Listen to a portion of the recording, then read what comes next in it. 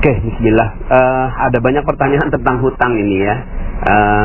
Sepertinya memang Anda mesti mengikuti beberapa audio-audio saya sebelumnya dan ya coba di kubek-kubek lagi channel Telegramnya. Jadi begini, hutang ini ya sesuai dengan ilmu yang barusan saya bagikan, yaitu the law of projection ya, bahwa kehidupan kita itu sesuai dengan apa yang kita pikirkan. Sama dengan sebuah proyektor ya, kalau ada proyektor, ada laptop, kemudian ada layar, maka isi dari layar itu sesuai persis sama dengan laptop ya. Jadi tidak mungkin ada laptop tampilannya A di layar laptop, kemudian di layar infocusnya atau di layar proyektornya B. Tidak mungkin, pasti sama. Kalau di laptop A, di layar A gitu ya. Nah, begitu juga hukum ini berlaku dan terjadi pada kehidupan kita, bahwa kita punya yang namanya laptop. Laptop itu adalah pikiran kita, kemudian proyektornya adalah akal kita. Akal kita itu terus memproyeksikan, dia berfrekuensi 60.000 pikiran setiap hari. Twing, twing, twing, twing, twing, twing terus gitu ya. Sadar nggak sadar, suka nggak suka, mau nggak mau, tetap dia berfrekuensi. Anda tidur, Anda terjaga, Anda berbaring, Anda duduk, terus dia berpikir, terus dia berfrekuensi ya. Dan setiap kata adalah energi, setiap pikiran adalah energi, dan energi tidak bisa dihancurkan ya. Nah, itulah yang tercipta ketika dia terproyeksikan melalui akal kita, maka dia terproyeksi melalui nasib kita ya. Nah, nasib itulah layar ya. Maka the law of projection, apa yang ada dalam pikiran kita pasti terjadi di nasib kita ya. Ketika kita berpikir bahwa aduh jalanannya macet, maka pikiran kita macet, akal kita memproyeksikan macet. Akhirnya yang terjadi adalah kita sedang berdoa, ya Allah macetkan hidupku, macetkan rezekiku, macetkan kebahagiaanku, macetkan keharmonisanku. Akhirnya layar kita ya, yaitu nasib kita, jadinya semua macet. Cara terbaik dalam mengelola kehidupan kita, kita tidak bisa melawan pikiran. Pikiran nggak bisa dilawan, dia selalu berpikir. Yang bisa kita lakukan untuk pikiran adalah membelokkan ya. Bagaimana membelokkan? Ya kalau macet kita bilang wow penuh gitu ya, karena memang realitanya penuh. Kita tidak melawan realita, tapi kita mengikuti realitanya supaya kita ganti dengan bahasa yang jauh lebih positif.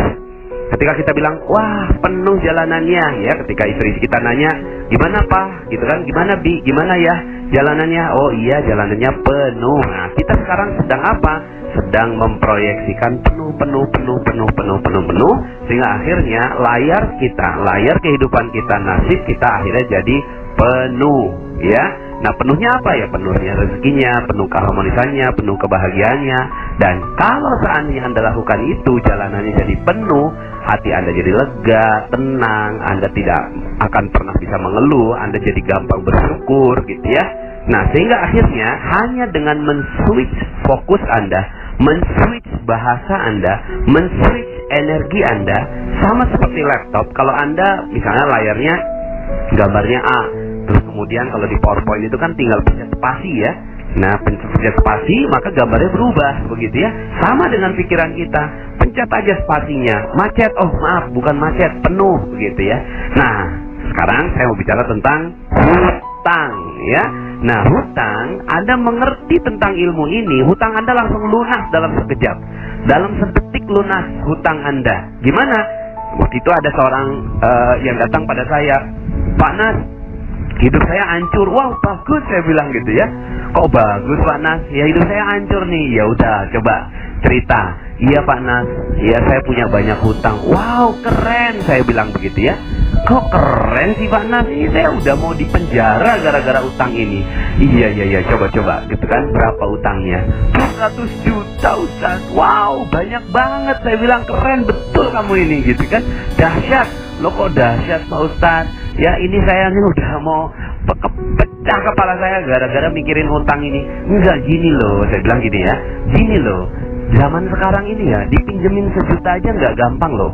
Kamu itu dipinjeminnya 200 juta loh. Luar biasa loh kamu ini.